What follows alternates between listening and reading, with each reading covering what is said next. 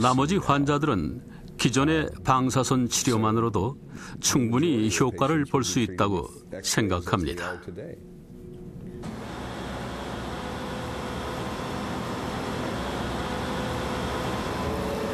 현재 방사선 치료는 밀리미터 오차 범위 내에서 종양만 정확히 조준하여 치료할 수 있는 단계까지 와 있습니다. 이렇게 정밀한 치료가 가능해진 것은 1990년대 중반에 개발된 3차원 치료기기와 기술의 개발 때문인데요. 그 대표적인 장비가 바로 이것입니다. 한 평면으로만 방사선을 쏘던 기존의 2차원 치료기와는 달리 이렇게 기기가 회전하면서 다양한 방향으로 방사선을 조사하기 때문에 정상 조직은 최대한 보호하고 종양만 집중적으로 공격하는 것이 가능하게 되었는데요. 바로 이러한 기술의 개발이 방사선 암 치료의 새로운 시대를 열게 되었습니다. 테레사 서머스 씨는 최근 척추 두 군데에 암이 생겼다는 진단을 받았다. 예전에 앓았던 갑상선암이 뼈에 전이된 것이다. 테레사 씨의 척추 사진. 종양이 커지면서 뼈를 압박하기 시작해 이대로 두면 전신마비까지 올 수 있는 위험한 상태다. 두 개의 척추뼈를 드러내는 것은 아주 큰 수술이죠. 회복 시간도 오래 걸립니다. 그래서 메스를 대지 않는 정의적 방사선 수술법을 쓰려고 합니다. 수술은 2시간 정도면 충분하고 환자는 병원에 입원할 필요도 없고 수술 직후에 바로 집에 돌아가서 일상생활을 할 수 있을 겁니다.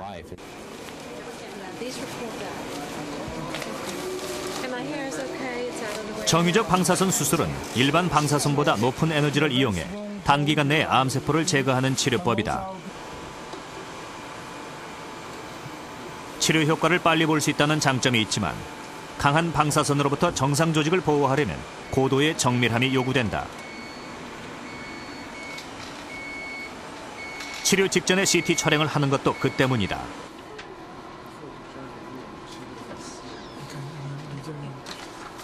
의료진은 현장에서 찍은 사진을 통해 종양의 현재 위치와 상태를 정확히 파악한다.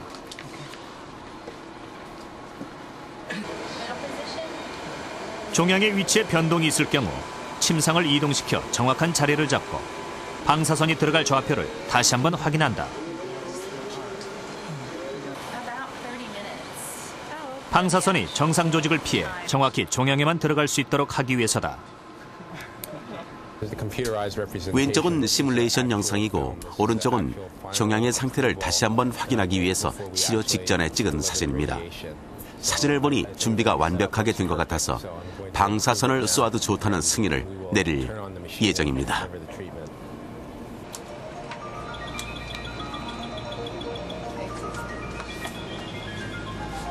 종양의 위치가 확인되면 치료에 필요한 방사선 양을 7등분한 뒤 7개 방향으로 나누어 방사선을 내보낸다.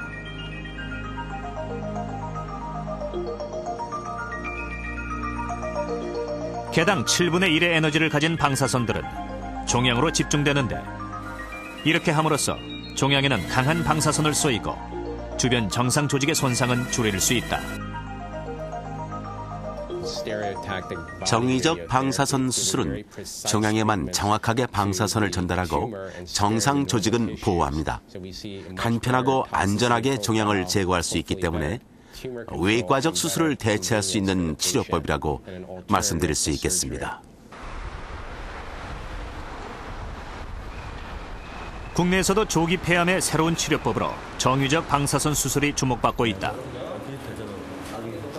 지난 2005년 폐암 진단을 받은 전준태 씨.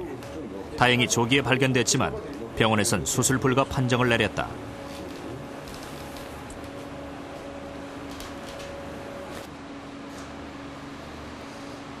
(3년) 전에 발병한 1차 폐암으로 폐 한쪽을 완전히 절제했기 때문이다.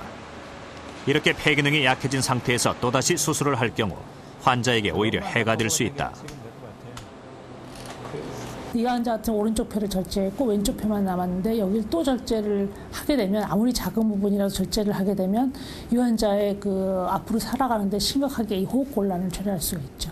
암을 치료하는 것도 중요하지만 그 호흡 곤란으로 인해서 생활의 지장을 줘서는 안 되거든요.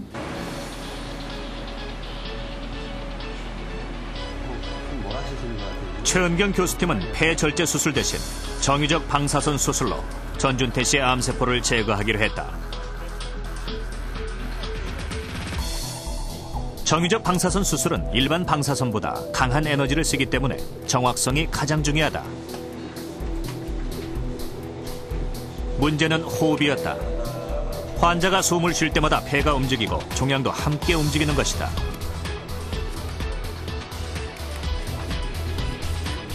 이 움직임을 추적해 종양에만 방사선을 쏘는 것이 이번 치료의 관건이다. 먼저 호흡을 감지하는 적외선 카메라를 설치해 환자의 호흡 상태를 분석한다.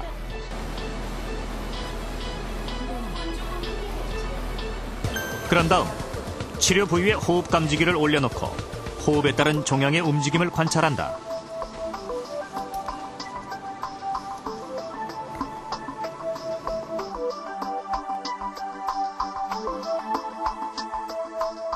호흡의 일정한 흐름을 파악해 종양의 움직임이 클 때는 방사선 조사를 멈추고 움직임이 가장 적을 때만 방사선을 내보냄으로써 정상 조직을 최대한 보호하는 것이다.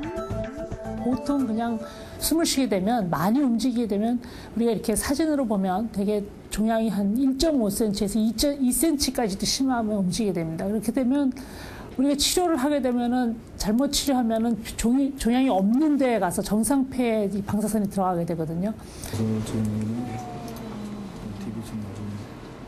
호흡 추적이 끝나면 그 결과를 토대로 치료 계획을 세운다. 어떤 방향에서 어느 정도의 방사선을 넣어야 치료 효과는 높이고 부작용은 줄일 수 있는지 컴퓨터 모의 치료를 통해 확인하는 것이다. 전문성과 정확성을 기하기 위해 의사뿐 아니라 물리학자들도 함께 참여한다.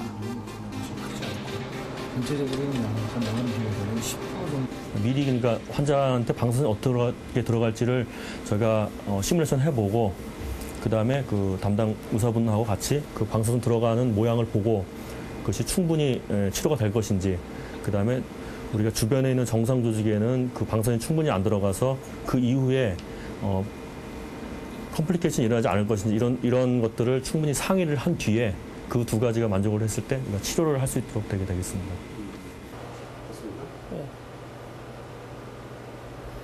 그러나 불과 10년 전만 해도 평면적인 엑스레이 사진을 이용해 일일이 손으로 종양의 위치와 방사선량을 계산해야 했다.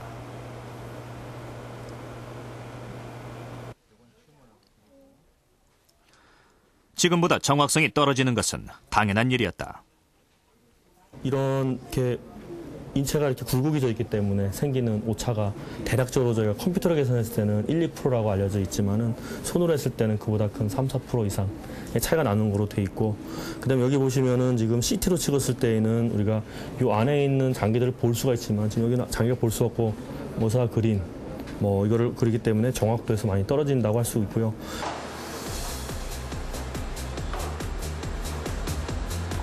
방사선 치료기에도 많은 변화가 있었다.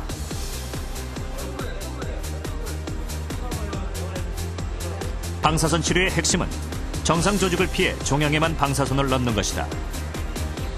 과거엔 환자의 종양 모양을 본뜬 금속 틀을 이용하는 것이 유일한 방법이었다. 그러나 지금은 MLC라고 하는 방사선 조절기를 이용해 자동으로 표적의 범위를 지정한다.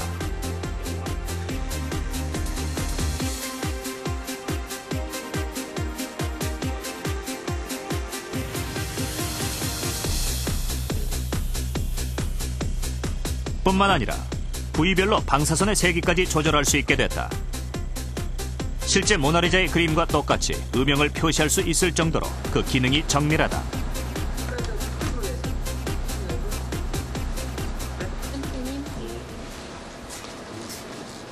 며칠 후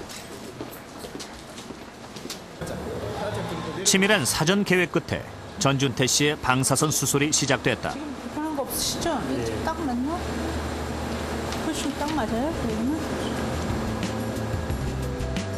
의료진은 사전에 계획된 대로 환자의 몸에 방사선이 들어갈 좌표를 그려넣는다.